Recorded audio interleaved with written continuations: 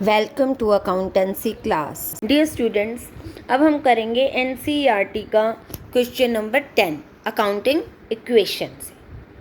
बेटा अब यहाँ पे आपको ट्रांजैक्शंस गिवन है काफ़ी सारी, और इन ट्रांजैक्शंस को आपने अकाउंट्स में पोस्ट करना है। जैसे अभी फर्स्ट है आपके पास invested 4 lakh as cash and office equipment worth ₹1,50,000 in business called Bobby consulting. Bobby consulting के नाम से ये बॉबी ने बिजनेस स्टार्ट किया और उसमें 4 लाख रुपए इन्वेस्ट किए हैं, तो ये कैपिटल हो गया। कैपिटल इंक्रीज हो रही है तो कैपिटल क्रेडिट होती थी, कैपिटल अकाउंट के यानी कि क्रेडिट साइड में जाएगा। इस तरह से जो जो अकाउंट हमें यूज़ करने हैं उसके अकॉर्डिंग इसने क्वेश्चन के एंड में बताया है कि कैश अकाउंट बनाना है हमने। क्लाइंट कौन होते हैं? जिनको हम सर्विसेज प्रोवाइड करते हैं। Office supplies account, motor car account, building account, land account. तो सबसे पहले हम सभी इन अकाउंट्स के फॉर्मेट प्रिपेयर करते हैं। तो इस तरह से हमने एक कैश अकाउंट प्रिपेयर कर लिया। कैश आपकी एसेट्स है, यू नो वेरी वेल, जो इंक्रीज हो रही है। तो कैश इंक्रीज क्यों हो रहा है? 4 लाख उसने कैश इन्वेस्ट किया है। किस लिए किया है? कैपिटल के फॉर्म में। मैंने आपको बताया था डेबिट में हमेशा 2 से स्टार्ट करेंगे, तो 2 कैपिटल अकाउंट। एंड नेक्स्ट उसने 1,50,000 के ऑफिस इक्विपमेंट भी इन्वेस्ट किए हैं, तो बिजनेस में कैपिटल के फॉर्म में ही इसने ये लगाए हैं। तो हम एक ऑफिस इक्विपमेंट का अकाउंट बना लेंगे। ऑफिस इक्विपमेंट ऑफिस में यूज़ होने वाले छोटे छोटे औजार होते हैं, छोटे छोटे मशीनरीज वगैरह होती हैं, तो ये भी हमारी एसेट्स होती हैं। ये भी इंक्रीज़ हो रहा है, ये भी इंक्रीज़ हो रहा है। कितने से? और ये भी उसने किस फॉर्म में लगाया है? ऑफिस इक्विपमेंट जो आए हैं उसने कैपिटल के फॉर्म में लगाया है यहाँ पे ये, तो 2 कैपिटल ही लिखेंगे, क्योंकि हमने इसके लिए कोई कैश तो पे किया नहीं है, क्योंकि हम तो बिजनेस के अकॉर्डिंग एंट्रीज कर रहे हैं। ये 1,50,000। अब इन दोनों ही अमाउंट से कैपिटल हमारी इंक्रीज हो रही है, तो अब हम एक कैपिटल अकाउंट क्रिएट कर लेंगे इस तरह से। दोनों ही आइटम से उसने जो 4 लाख कैश इन्वेस्ट किया है, तो यहाँ पे बाय कैश कैपिटल में चला जाएगा हमारा 4 लाख, और बाय ऑफिस इक्विपमेंट। मतलब कि अकाउंट्स में एंट्री करते हुए साइड तो हमने सीख ली थी कि कैपिटल के क्रेडिट साइड जाएंगे, लेकिन जो लिखा जाता है वो अपोजिट जो आइटम होती है कि कैपिटल में 4 लाख किस फॉर्म में आ रहे हैं? कैश से आ रहे हैं। बाय ऑफिस इक्विपमेंट 3,50,000, सॉरी ये 1,50,000 के थे। इसके बाद नेक्स्ट है purchase land and small office building. तो अब हमें एक लैंड अकाउंट बनाना होगा और एक ऑफिस बिल्डिंग अकाउंट। तो जो हमने लैंड परचेज की है वो अपना डेबिट साइड ही जाएगी। 2 वेंडर। वेंडर कौन होता है? जिस व्यक्ति से हम कोई भी सामान खरीदते हैं। बेचने वाला कह लो आप इसको याद रखने के लिए, या फिर सेलर जो सामान आपको बेच रहा है, वो बाद में आपका क्या बन गया? यहाँ पे वो आपका क्रेडिटर बन गया।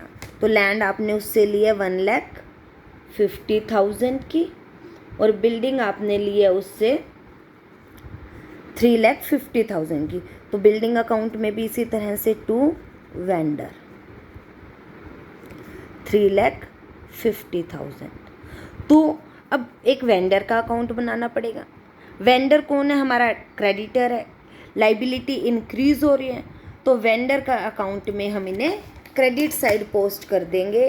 क्या क्या लिया हमने वेंडर से? बाय लैंड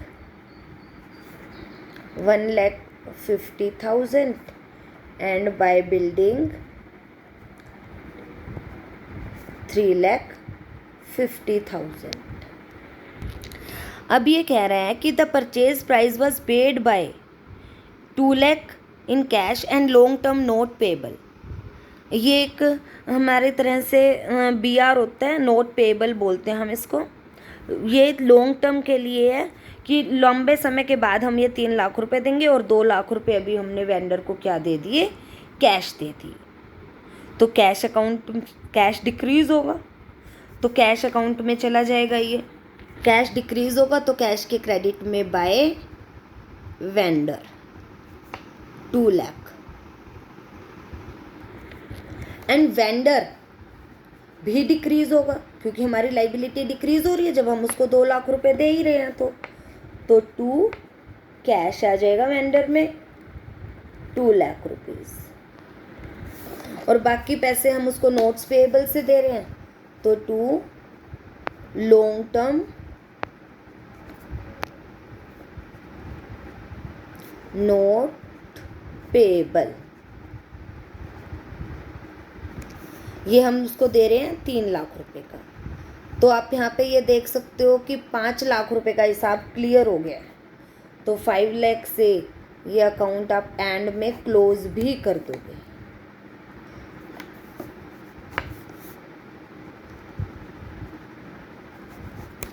और लॉन्ग टर्म पेएबल, अब ये हमारी क्या बन गई, लाइबिलिटी बन गई। किसको दिए हमने, वेंडर को, बाय वेंडर। मतलब कि हर ट्रांजैक्शन 2 टाइम्स यहाँ एंटर होगी। ऑफिस सप्लाईज हमने परचेज किए हैं 12,000 रुपये की, तो ऑफिस सप्लाईज का अकाउंट बनाते हैं। ऑफिस सप्लाईज एसेट्स हैं, इंक्रीज हो रही हैं तो 2 सप्लायर आ जाएगा यहाँ पे, क्योंकि मैंने आपको बताया था जिससे भी हम सामान खरीदते हैं वो हमारा होता है सप्लायर, जो ऑफिस का सामान खरीदते हैं। तो ये 12,000 रुपये का, ये अभी हमने उसको पेमेंट नहीं की तो सप्लायर के अकाउंट में आ जाएगा by office supplies. Next, Bobby transfer title of his motor car to business. जो मोटर कार थी बॉबी की पर्सनल थी, वो उसने बिजनेस में लगा दी। तो एक तरह से कैपिटल की तरह ये एंट्री हो जाएगी, कैपिटल इंक्रीज हो जाएगी। कैपिटल इंक्रीज हुई तो कैपिटल के क्रेडिट में बाय मोटर कार आई है 90,000 की, और मोटर कार एसेट्स है तो मोटर कार के डेबिट में 2 capital 90,000। Next, purchase 30,000 additional office equipment on credit. और ऑफिस इक्विपमेंट खरीदते हैं तो ऑफिस इक्विपमेंट की डेबिट साइड जाएगा, बट लिखेंगे क्या, 2 क्रेडिटर फॉर ऑफिस इक्विपमेंट 30,000 के। अब हमें क्रेडिटर्स फॉर ऑफिस इक्विपमेंट का अकाउंट बनाना पड़ेगा।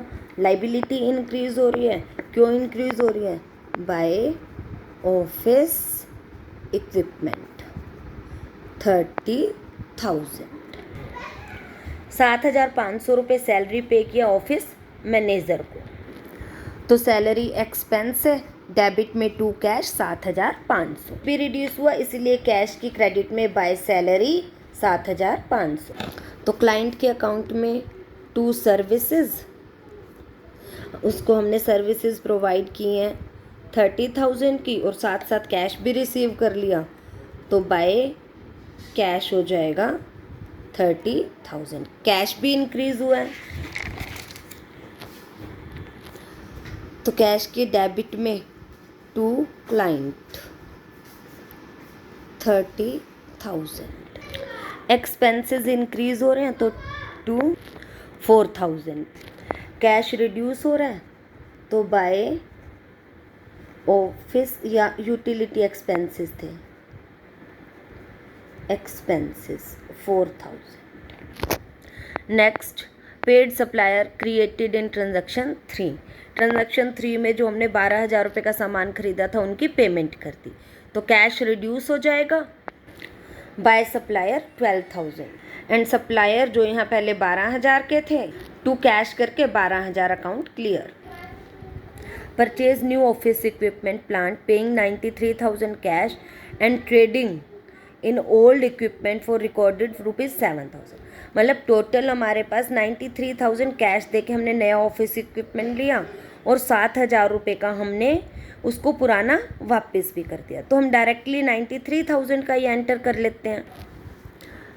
टू कैश 93,000, कैश रिड्यूस हुआ बाय ऑफिस इक्विपमेंट 93,000। तो क्लाइंट को हम क्रेडिट कर देंगे 20, डेबिट साइड लिख देंगे और क्लाइंट की क्रेडिट में बाय जो हमने सर्विसेज प्रोवाइड की 26,000 रुपये की और कर दी by client. Receive 90,000 payment from client. तो क्लाइंट अब रिड्यूस हो जाएगा 19,000, कैश इंक्रीज हो जाएगा 19,000। Bobby withdraw 20,000 from business. तो कैश रिड्यूस हो जाएगा और कैपिटल भी रिड्यूस हो जाएगी।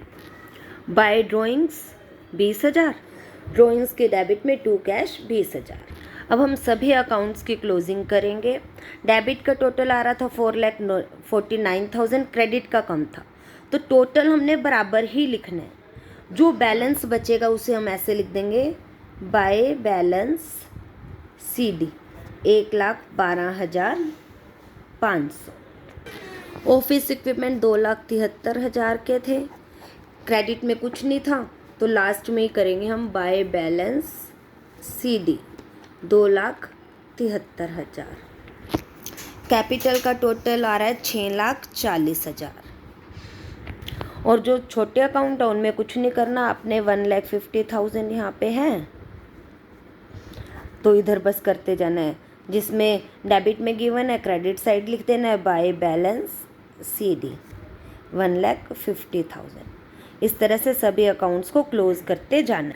अब क्लाइंट हमने 56,000 का इसको सामान बेच चुके हैं, लेकिन इसने हमें 49,000 दिए हैं, तो बाकी जो 7,000 हैं वो आ जाएगा बाय बैलेंस CD। सभी अकाउंट्स को ऐसे हम क्लोज कर देते हैं। अब क्लाइंट यहाँ 56,000, तो यहाँ पे टू बैलेंस CD 56,000। ये सर्विसेज प्रोवाइडेड, ये रिवेन्यू है।